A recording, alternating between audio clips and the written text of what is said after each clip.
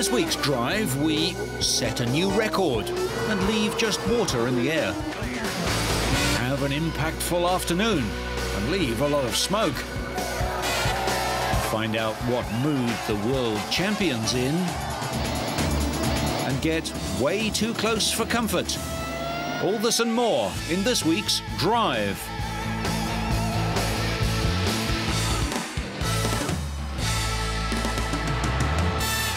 We start in the heart of London, where the city airport usually serves the business jets of executives visiting London's Canary Wharf financial district. But today the airport's been taken over by Honda for a special demonstration. Next to the airstrip are calm waters, a unique feature that will let Honda race a car, a bike and a boat. We're here at London City Airport demonstrating the power of Honda because we are the world's biggest manufacturer of engines. We make engines for cars, bikes, powerboats, generators. Every bouncy castle in the land has a Honda generator behind it. And what we're doing today is demonstrating the power of Honda, the versatility of that power. And why are we doing it? Because we can, and nobody else can. There is no other manufacturer in the world that can do what we are doing here today. 3 of Honda's star racers have been assembled to find out who's quickest in a straight line over a quarter of a mile, 400 metres. Steve Curtis is 5 times Class 1 powerboat champion. He'll be racing a Formula 4-stroke 225, part of the largest offshore powerboat championship in the world. The boat is made of composite, Kevlar and carbon and is powered by a derivative of the 3.5-litre V6 engine normally found in some of Honda's road cars. The boat holds up to 170 litres of fuel, which would give a race range of about 240 kilometres. The hull is over 8 metres long and is worth about £50,000.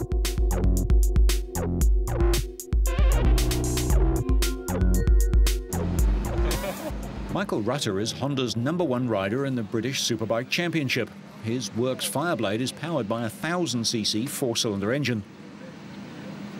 Although based heavily on the road bike, this motorcycle is totally hand-built by HRC and incorporates a number of features designed to Michael's own specification, like a thumb-operated rear brake on the left handlebar.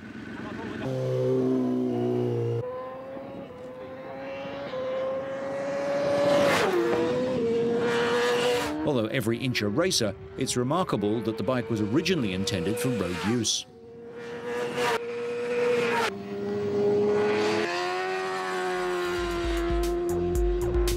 And 200 horsepower from a 1-litre engine. That was an engineering dream until just a few years ago. At a guess, the bike's worth about £1 million sterling. Honda Power has also helped Jenson Button make 2004 his most successful season in Formula 1 ever. His car's 3-litre V10 is a Honda masterpiece, revving to 18,000 RPM and producing at least 900 horsepower. It takes an army of engineers to run such a thoroughbred. It took 2 years to get these machines and their pilots in the same place at the same time, and unsurprisingly, they seized the opportunity to size up each other's machinery. At a guess, the car's probably worth about £5 million, maybe more. With so much technology in Formula 1 being kept secret, few specifics are known. The whole event is proof of Honda's engineering versatility, the only company in the world that could have organised such a race. It's actually quite difficult to see where you're going though on a bumpy road, that's the only thing. Right. So yeah, you better watch out. I'll tell you that before we start. Oh great, thanks. So, Jenson, I start the boat on my own. Can you do that? No, you can't actually. You sit in the car and you let your men do that job. Then they stick a big thing in the back, in the back side of the car, and then it fires up. So I get the steering wheel out. Obviously very different to your steering wheel, and probably quite different to yours as well.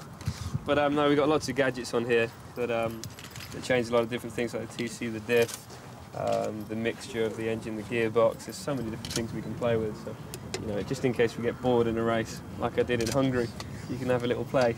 Cool. Which is quite nice. Is there anything to make it start better? Because they'll talk about this traction control and that sort of thing. You just jam your foot to the floor then and that's it. We've got traction control, and last year we had a system called launch control, whereas you would arm the launch control, just sit there on the grid, full throttle, and then just push a button when you go. Oh, fantastic. But now we've got to, we've got to do something now. God bless. Yeah, exactly. So it's a lot more exciting than I think. I've never actually ridden a bike at speed. It must be really strange because I mean our heads are out of the cockpit, so we're getting quite a bit of buffeting. But it must be the weirdest sensation, just your whole body out there. And I mean, if you let go, that's it, isn't it? You're off the back. Oh, that's it. Yeah, definitely. That's the weirdest sensation for me because we're strapped in. Yeah. Well, the main problem is you do get a lot of buffeting when you get like, virtually 200 miles an hour. It's your head starts to just start to buffet around a bit. But with the new blade, it is quite aerodynamic. It's one of the best bikes I've had, for doing that. But no, how much of these are actually standard to road bikes?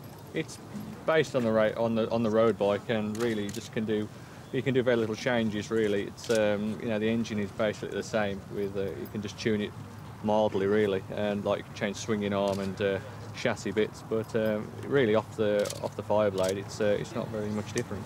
But that tyre's not like a road bike tyre at all, is it? Well, it's so round. You can only be when you take off. You only be using a little bit of it. Really, like the contact patch is like the palm of your hand, really. That's all it is. Jensen's it's got a drag car over there. The problem with this, though, is just you got the grip getting off the line, but I think we'll have problems keeping the front wheel down all the time. Just wants to, come up in the air. The only real differences we would make to the car to actually, to driving on a circuit is raising the car because it's so bumpy here for us. That's about it. Basically, this is the same as a road in a British Championship. All we've done, we've lengthened the wheelbase a bit to stop it from wheeling because we're just trying to beat you lot, of course. I mean, this is an absolutely stock boat. It's not unbelievably fast. So you're just making excuses now? Well, we've got no traction control. I haven't got any special tyres. I didn't lengthen the wheelbase. What speed would this do then? This runs about 70 miles an hour. Oh. But 70 miles an hour in water is quick, isn't it? No, but for the normal punter that gets into a boat that's 70 miles an hour, that's quick on water. It's like double the speed that you. I mean, running down here today, it's quite flat, but because we've got the concrete walls, the wake will be coming back and forth. I mean, I'll be bouncing all over the place. Ours is a 3 litre. Then you got 1,000 cc. And what's this puppy on the back? 3 litre. This is off of a car. So you should have a good chance. I think I might be the underdog at this stage, but I might come from behind. The boat is only at top speed when the angle of the engine is adjusted so that the hull is lifted clear of the water. The boat literally flies across the surface.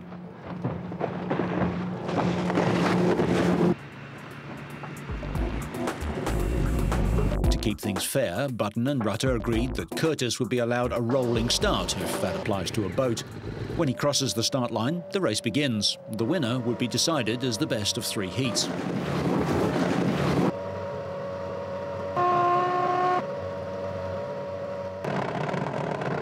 First race, Rutter got a flying start and took 5.4 seconds to catch the boat, finishing the quarter mile in just 10 seconds, with Button taking 11 and Curtis 13.5.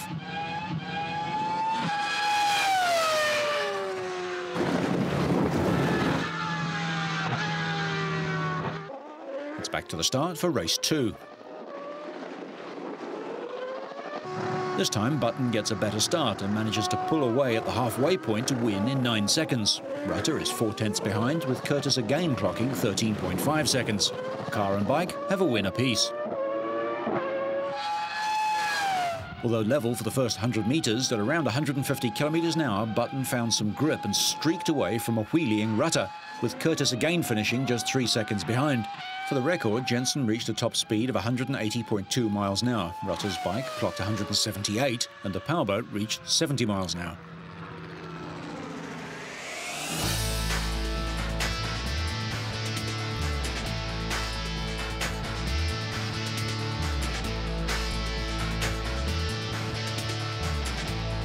There was not much room to move on the half-mile track in Martinsville, Virginia, as the field of cars took the green flag for round 32 of 36 in this year's NASCAR series.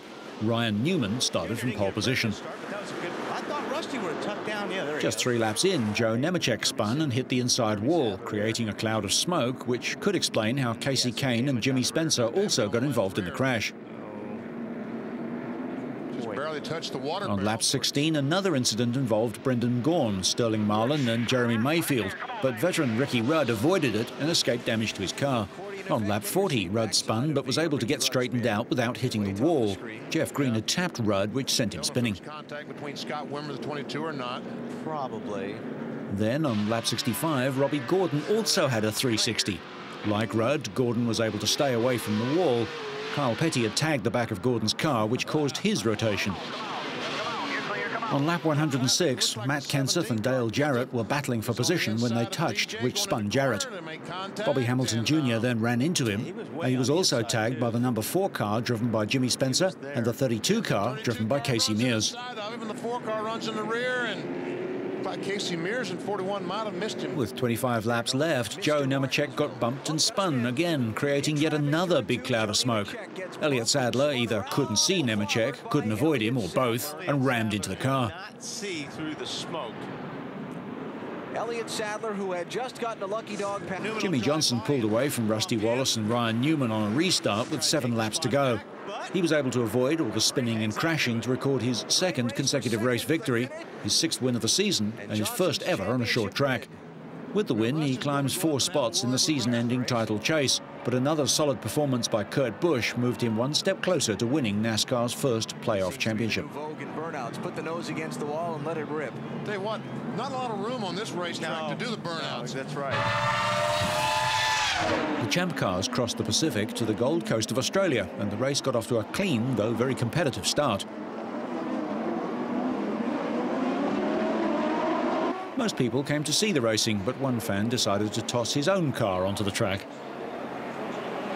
After rain had affected the race 3 out of the last 4 years, this race was relatively incident-free over the first 40 laps, until Michel Jourdain found trouble when he spun on the rumble strips, then hit the outside wall with the left side of his car. That knocked a wheel off his car, which tumbled down the track until it stopped in a dangerous position. Series leader Sebastien Bourdais challenged race leader Paul Tracy in a brave move, but the gritty Canadian defended his line cleanly on the tight street circuit. Pole winner Tracy seemed to have the race in hand when, just past the halfway point, he spun all by himself. He managed to keep off the walls, but dropped 3 places. There was pit lane action too, some of it closer than was comfortable. With Tracy out of contention, it was up to teammates Bruno Junqueira of Brazil and Frenchman Sebastien Bourdais to battle out for the top spot on the podium. Actor Paul Newman is a half-owner of the Newman-Haas team.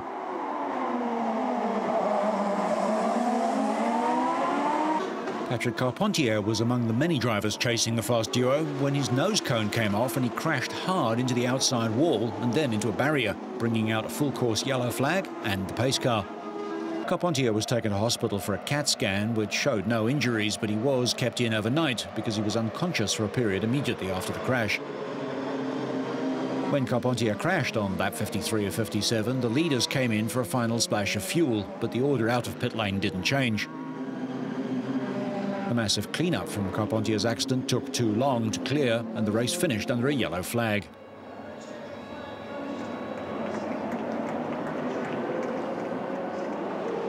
Bruno Junqueira would claim victory, his 2nd win of the season and the 7th of his career, becoming the 14th different winner of the Australian race in the 14 years it's been run. Bourdais came into the race with a 28-point lead over Junqueira, who picked up 33 points. Bourdais picked up 27 for finishing 2nd, giving the French driver a 22-point lead going into the final race of the series in Mexico. Mario Dominguez was 3rd.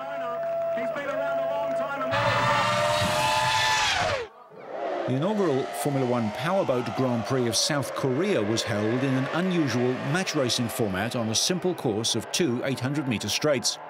After a series of elimination races, the final turned out to be an all-Italian affair between Francesco Cantando and Guido Cappellini. The pair had each won their semi-final heats with times just 1.6 seconds apart. Cantando turned in another impressive performance, clocking a time of 1 minute 8.2 seconds to claim the victory of the first race in Korea. However, Scott Gilman of the United States had earlier won the 3rd, 4th place playoff race, beating Sami Celio to the line, and the 12 points he picked up ensured him of his 3rd World Championship.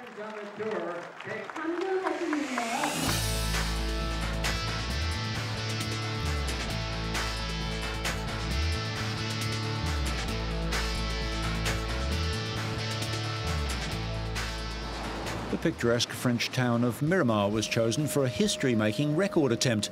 The proving grounds have seen many high-speed records, but nothing like this one. BMW were not only out to break a record, but also to destroy the perception that hydrogen fuel cell vehicles are inherently slow, and they put all their efforts into designing a vehicle that was revolutionary and practical based on the BMW 7 Series. It has a 12-cylinder engine developing 285 horsepower, modified to run on hydrogen, which is contained in a fuel tank insulated to withstand cold, as much as minus 217 degrees Celsius. The body was made from woven carbon fibre to give lightness with strength. Amazingly, engineers and designers took only 11 months to build the car, which they named the H2R. The engineers and the drivers were understandably nervous. It's one thing to introduce a new car, quite another to launch an entirely new fuel system. After ensuring that everything on the car was working at maximum efficiency, the only thing left to do was to gas the car up. BMW engineers had bought their own supply of hydrogen. In fact, vehicles powered by hydrogen no longer turn heads. Every major car manufacturer has a prototype vehicle powered by the alternative fuel, and some are even in limited production. With the driver briefed, it was time for the car to start a series of shakedown test runs while technicians monitored its performance. These vehicles are undoubtedly clean and efficient. Their only emission is pure water, but doubters say that they will never take over from conventional vehicles because they're too slow. So BMW set out to prove them wrong with an attempt to crack the 300 km/h hydrogen-powered speed record. Initial runs were comparatively slow, 150 km/h. Not enough to impress the critics, but fast enough to satisfy the watching engineers that everything was working perfectly. So the driver put his foot down. After completing a timed lap, the confirmation came in, 307 km/h, smashing the current record and establishing the BMW H2R as the fastest hydrogen-powered vehicle in existence. After nearly a year of concentrated effort, a successful result gave the whole team something to cheer about. Having established that hydrogen-powered cars can be really fast as well as clean and efficient, one fact is inescapable. The future of motoring is hydrogen-powered. The next step is for industry to get together with governments to provide widespread hydrogen production, which may take some years yet.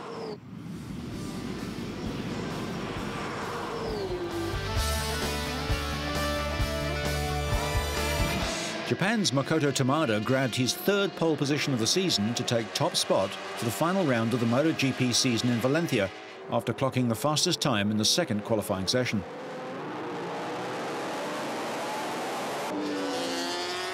Tamada's Honda teammate, Italian Max Biaggi, would start in second place, and the front row was completed by world champion Valentino Rossi.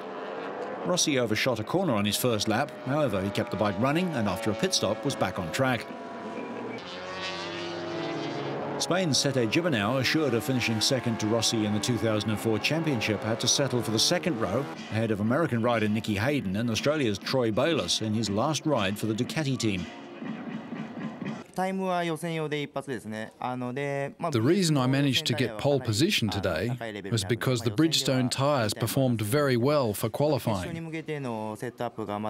For tomorrow, we still need to do more work on setting up the bike for the race.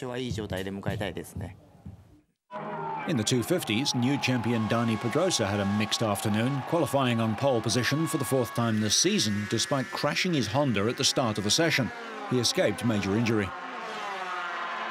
He claimed pole ahead of Argentine Sebastian Porto, San Marino's Alex d'Angelis and Frenchman Randy Depunier. Although all the titles have been claimed, over 120,000 fans flocked to the final round of the season. Italy's world champion Andrea Dovizioso claimed the 125cc pole position ahead of Spaniards Hector Barbera and Jorge Lorenzo. Fellow Italian Gino Borsoi completed the front row of the grid. Class luminaries Casey Stoner and Roberto Locatelli were bracketed by two Spanish riders, Sergio Gadeo and Julian Simon, on the second row. One-time championship contender Steve Yenkner was 9th fastest on the third row, but less than 0.8 of a second off the pole-setting time. 5 different brands, Honda, Aprilia, Derby, KTM and Malaguti, were represented in the top 10 qualifiers. The next day, MotoGP pole starter Tamada made a strong start to the race and led by some distance after the opening lap. Gibernau claimed third, while Rossi slumped to 6th. On lap 2, Rossi fought his way up to 4th as Gibernau passed Biaggi for second. Gibernau's race was effectively ruined on the next lap when he and Biaggi ran wide after braking too late. This let Rossi move up to second place, and 2 laps later he took the lead from Tamada. Tamada, who's won 2 races this season, wouldn't give up and re-passed Rossi on lap 7. At the halfway point, Rossi again passed Tamada as Biaggi made it up to third. Tamada slipped off the podium on lap 17 when Biaggi and Nicky Hayden streamed past on the straight to put him fourth. 5 laps later, Hayden crashed. That lifted Bayliss to third, but he could do little about Biaggi, who was unable to pressure Rossi. Giovinazzi was fourth ahead of Tamada and 6 seconds off the pace. I think it's a great victory because the race was so hard for me and for everybody. At the beginning, I slipped on the start and lost a lot of time. But after I recovered at the beginning fight with Tamada, that in some part was very fast, but lost in some others. When he slowed down, I go in front, and after was a hard battle with Biaggi because he's behind but alive. So need to push at 100% to the end, but. It's a fantastic victory, nine times like with the Honda, so I'm very, very happy. It was a great job this year for us. With this win, Rossi matched his career best record of 9 season victories achieved with Honda. So much for the Yamaha being uncompetitive. The 250 race became a battle between Pedrosa and Porto after Alex De Angelis crashed from third, ahead of Randy De Punier and Tony Elias, who avoided the San Marinese but lost ground on the leaders. Pedrosa passed Porto on lap 11 and gradually widened his lead.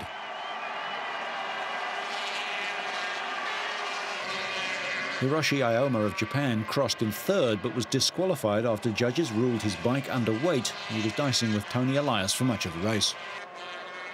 Porto suffered a spectacular fall in the 19th lap and couldn't continue because his bike was badly damaged.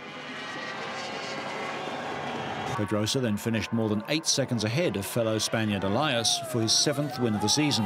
Third went to France's Randy De Punier. The results of the final race didn't affect the finishing order to the championship, and teenage double world champion Pedrosa is being hailed as a future superstar to rival Rossi. Earlier, hometown boy Hector Barbera won the 125 race, clinching second place in the world standings behind champion Andrea Dovizioso of Italy. Barbera finished 3/4 of a second ahead of Dovizioso, and Alvaro Bautista of Spain finished third.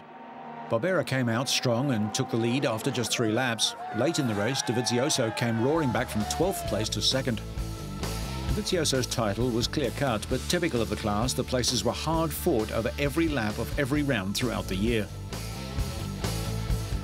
World champions all, although Rossi has only committed to Yamaha for 2 years, and John Surtees advised him to move sooner rather than later.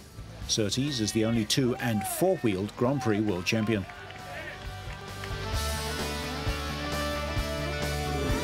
Finally, Valentino's won the MotoGP title since the inception of the big 4-strokes, and he'd already won the 125, 250 and 500cc titles. His is a rare talent, and this is what he felt about riding the Honda to victory. I'm very happy, so I'm very happy. I'm happy. I am very happy. I'm very happy. I'm very happy. I'm very, very happy. But failing to agree terms with Honda last year, he moved on to the Yamaha, which he had apparently effortlessly subdued. And as we've chronicled throughout the year, he won the very first round, the last, and 7 more besides. And he's still... I'm happy. I am very, very happy. I'm very happy. I'm very, very happy. I'm very happy. I'm very, very happy. I'm very, very happy, but also tired. His victory in Australia was his 46th Grand Prix win, matching his preferred racing number. So whether you're all at sea, standing tall, or just in a spin, so you stay on track and up to speed, make sure you catch next week's Drive.